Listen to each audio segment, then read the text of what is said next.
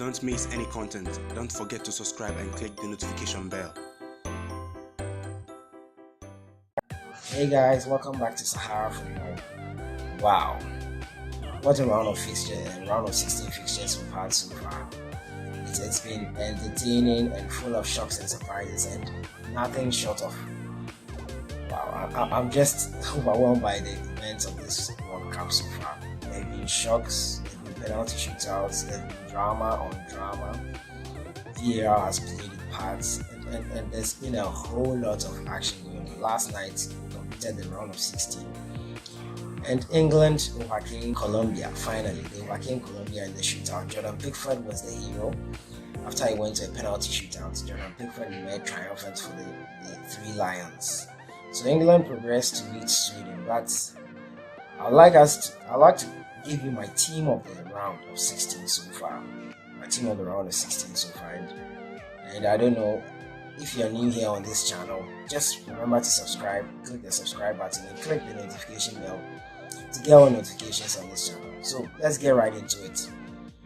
In the goalkeeping position, I'll give it to Igor Akinfeyev. I think Akinfeyev was great for Russia. He was the hero in the penalty shootout against Spain. I didn't see Spain winning out, but somehow this World Cup keeps on giving so many surprises. So in goal, I'll give it to Igor Akinfeyev. And let's go to the defense. For the defense, Diego Godin. I think Diego Godin and Jose Jimenez, wow, they were immense for Uruguay against Portugal. There was stoic in defense. They didn't give much away, and they formed the backbone of that Uruguay win against Portugal. So Jose Jimenez and Diego Godin will be my defense, and I'll go for Thiago Silva and Miranda.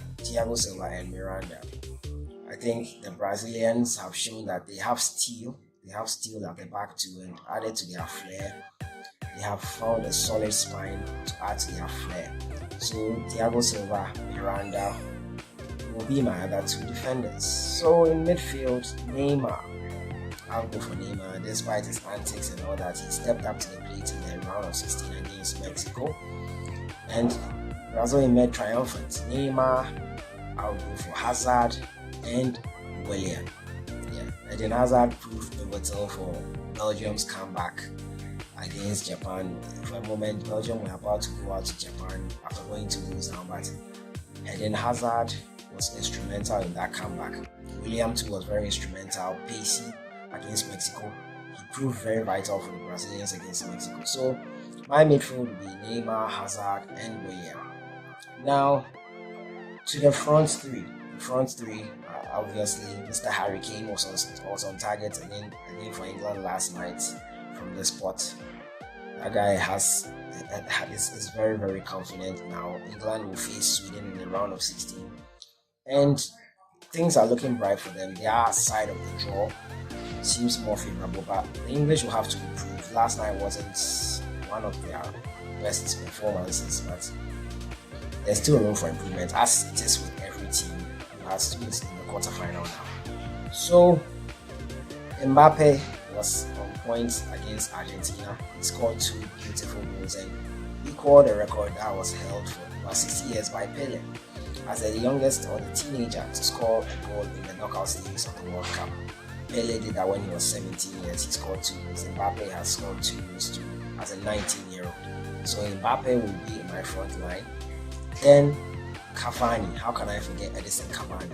I think Edison Cavani was something else for Uruguay against Portugal.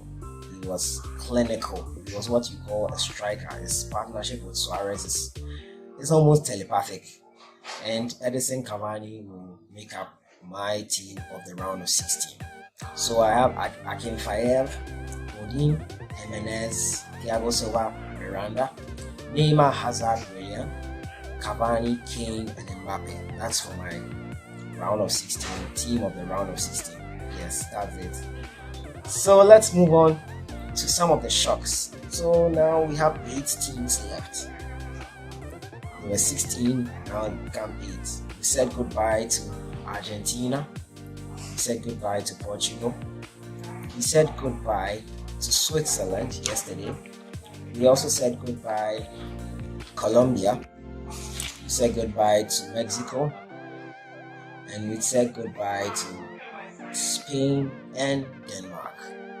Japan was also beaten by Belgium after they took a 2-goal lead.